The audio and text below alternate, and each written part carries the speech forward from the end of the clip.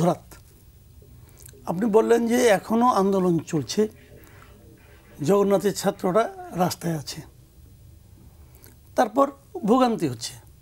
আমি যদি জগন্নাথের আপনার ওই কাকের যদি আসতে যাই, আমি আসতে পারবো না, আমাকে একটু ঘুরে আসতে হবে, এটা অবশ্যই আমার জন্য ভোগান্তি। কিন্তু যারা সারাদিন ওখানে আছে তাদের ভোগান্তি না, তাদের ভোগান্তিটা আপনি কী বলবেন? ওরা যদি আমার ভোগান্তির কারণ হয়, তাহলে ওদের ভোগান্তির কারণটা কি? সেই প্রশ্নটা আমি করতে চাই। এই সমস্যাটা সমাধান এক সময় হবে, যে সমাধানটা হবে সেই সমাধানটা আরও 2 দিন আগে হচ্ছে না কেন?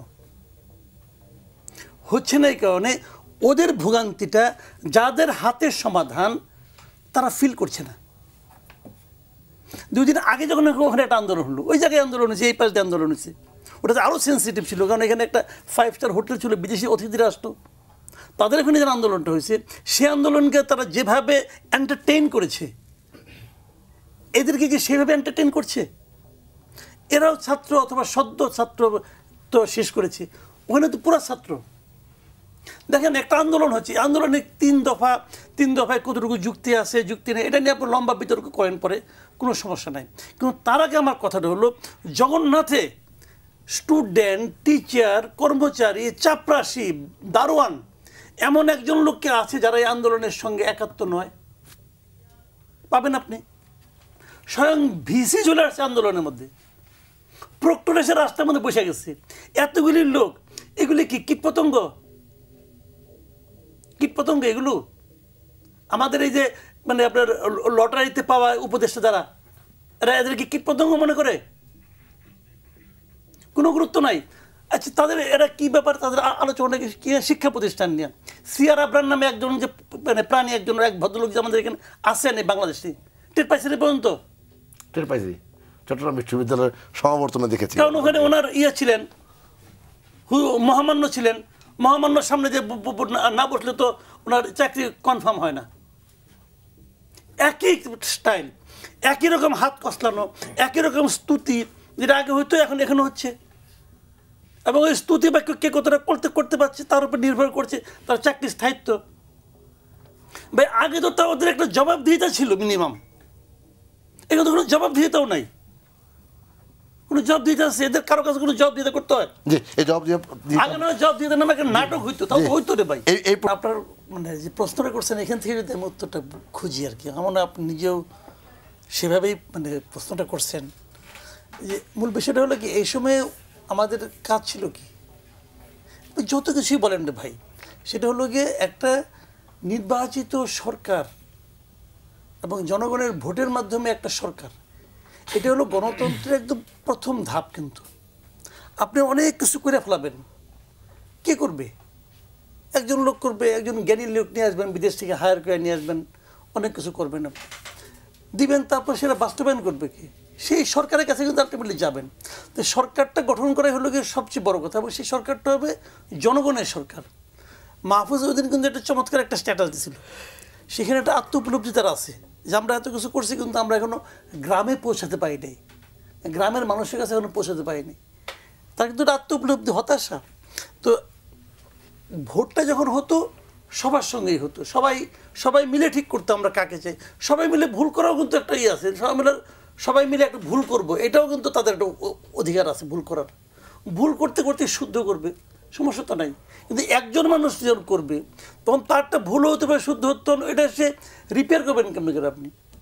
তো এখানে যে জিনিসটা ছিল, সবচেয়ে প্রথম কাজ ছিল এই সরকারের একটা নির্বাচনের দিকে অগ্রসর হওয়া। কিন্তু এই সরকারের এবং উপদেষ্টাদের অনেকেরই মধ্যে একটা আচরণ আছে, একটা চেষ্টা আছে, যেটা আমরা বুঝতে পারি, যে ওনারা মনে করতেছেন যে যতদিন থাকা যায়, যদি 2 মিনিটও বেশি থাকা যায়, 2 মিনিট তো আরাম অনুভব করলাম, উষ্ণতা অনুভব করলাম, 2 মিনিটে ওই যে 2টা সিগনেচার করতে পারি, কিছু আসলেও আসতে পারে, সমস্যাটা কি? তো এই যে একটা টেন্ডেন্সি ওনাদের মধ্যে, এখন আপনি যে কথাটা বললেন, যে কথার মধ্যে আমি উত্তরটা পাই আর কি, যে এইগুলি লাগিয়ে দেওয়া হয়েছে যেন ওই আলোচনাটা কম হয়। নির্বাচনী প্রক্রিয়ার দিকে যাওয়ার যে আকাঙ্ক্ষা সাধারণ মানুষের, সেই আকাঙ্ক্ষাটা যাতে চাপা পড়ে যায়, এই জন্য এগুলি করানো হচ্ছে।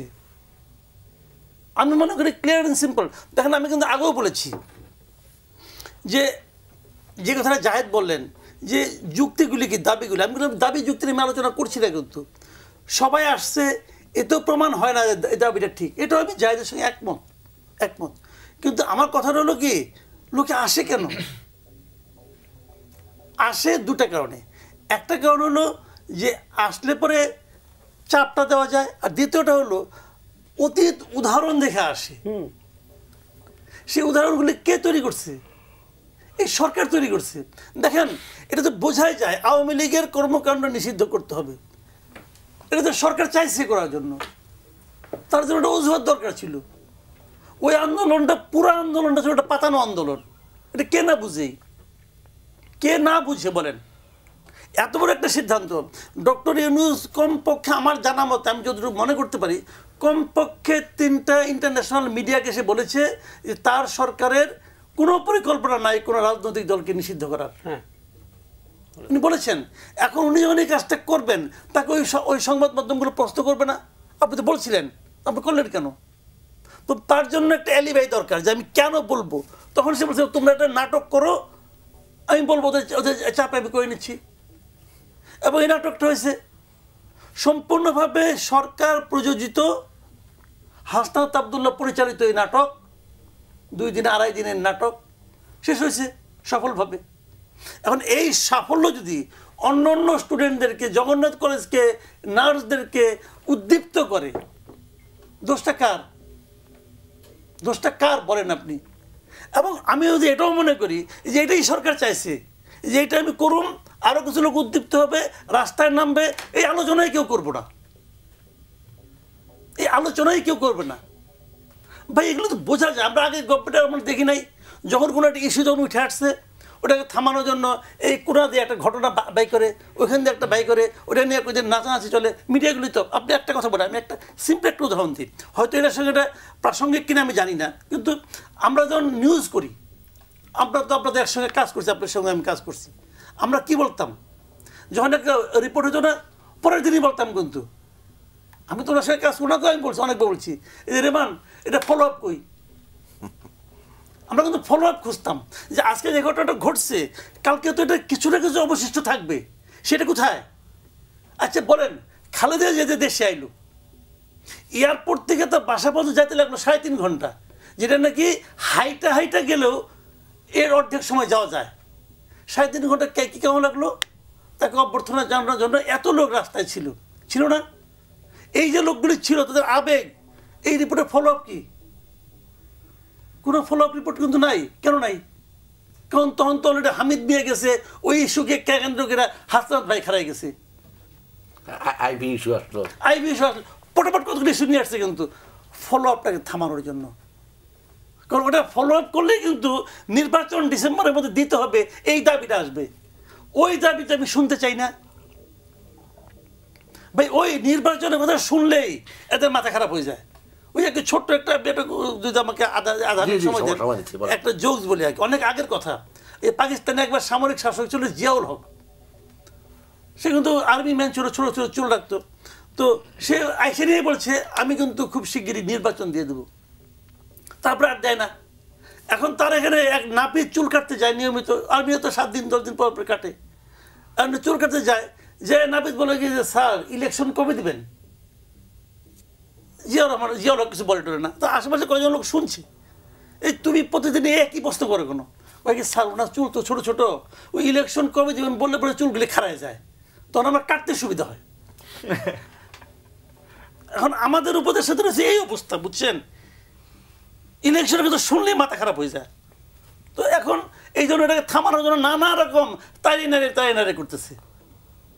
ভাই এই নির্বাচন দেবে তো ভাই, 3 মাসের মধ্যে ইলেকশন দিচ্ছে বাংলাদেশ, 3 মাসের মধ্যে। আপনি কি পাইছেন এক সংস্কার? আগের গভর্নমেন্টে দেখলাম কিছু গণতন্ত্রের কথা বললে গিয়ে উন্নয়ন, আর এখানে গণতন্ত্রের কথা বললে গিয়ে সংস্কার। কে সংস্কার করবে? আলী রিয়াজ সাহেব সংস্কার করবে, বদিউল আলম মজুমদার সাহেব সংস্কার করবে। বদিউল আলম মজুমদার সাহেব এই দেশে ছিল বিদেশের নাগরিক, সে দ্বৈত নাগরিক, উনি কি সংস্কার করছে দেখি নাই? হাঙ্গার প্রজেক্টের মাধ্যমে মানুষের ক্ষুধা নিবারণ করে দিচ্ছে, দেখি না কার ক্ষুধা নিবারণ হয়েছে? দেখিনি আমরা এগুলো? তখন তো আমরা এই দেশে ছিলাম। নির্বাচন করবে ছিলেন উনি তো বদিউল আলম মজুমদার সাহেবের সঙ্গে, কতটুকু সংস্কার করতে পারছে উনি বলুক।